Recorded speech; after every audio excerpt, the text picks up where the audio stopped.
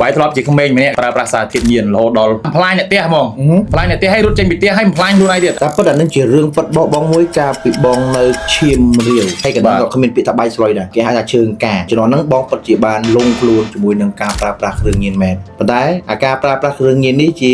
រឿងមួយជាបទពិសោធន៍នៃជីវិតរបស់បងដែរតែបងបានឆ្លងកាត់ណាចង់លឺចង់សាកឲ្យចង់ដឹងកត្តាដែលធ្វើឲ្យបងលងខ្លួនហ្នឹងដោយសារតែបញ្ហាជីវភាពគ្រួសារយើងវាខ្វះខាតឬក៏មិនពាក់ព័ន្ធគ្រួសារបងគ្មានអីខ្វះខាតទេមកល្មមអាចរស់បានពាក់មុតភឿនបងប្អូនអូសទាញយើងទៅជក់ឬក៏មិន No ជារឿងមួយដែលខ្ញុំចង់សាកចង់ដឹងខ្លួនឯងមកពីខ្លួនឯងទេចាំមានថាបើយើងអត់ចង់ស្គាល់អត់ចង់ដឹងអត់ចង់លឺទេក៏គ្មានណាអូសក្បាលយើងទៅបានដែរបាទយើងខ្លួនឯងមិនចង់សាកមិនចង់ស្គាល់មិនចង់ដឹងទេគ្មានគ្រូបាអាចារ្យណាមកទាញយើងទៅដាក់បានទេតែយើងថាអត់ទេគ្មានណាបង្ខំយើងទេបែងជក់យូរអត់ក៏ជក់ខ្ទង់លបាក់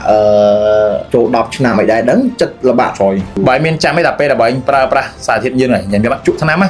យូរបំផុតរយៈពេលប៉ុន្មានរយៈពេលដែលយើងប្រើប្រាស់ជាប់គ្នាហ្មងបងធ្លាប់រយៈពេលមួយអាទិត្យវិញមានហូបបាយអត់ទេមានបាយទេរឿងគ្រឿងញៀនវាឆ្ងាញ់ត្រង់ណាបានធ្វើឲ្យបាយលងខ្លួនរហូតដល់ជក់អត់ស៊ីបាយអត់ស៊ីទឹករហូតដល់ជាង10ឆ្នាំគ្រឿងញៀនវាមានឆ្ងាញ់ទេមកពីយើងចង់ខ្លួនឯងយើងញៀនខ្លួនឯងពេលយើងដើរម្នាក់រៀនណាយើងរៀនហើយដើរជាមួយអ្នកជក់យើងជក់ដូចគ្នានិយាយកុំឆ្ងល់ចុះត្រឡប់មកវិញកត្តាធំបំផុតឲ្យធ្វើឲ្យបាយដាច់ថ្នាំញៀនបានដោយសារគេបើបងនិយាយពីការផ្ដាច់គ្រឿងញៀនណាអានេះជាបលបងឯងបងដឹងថាការដែលយើង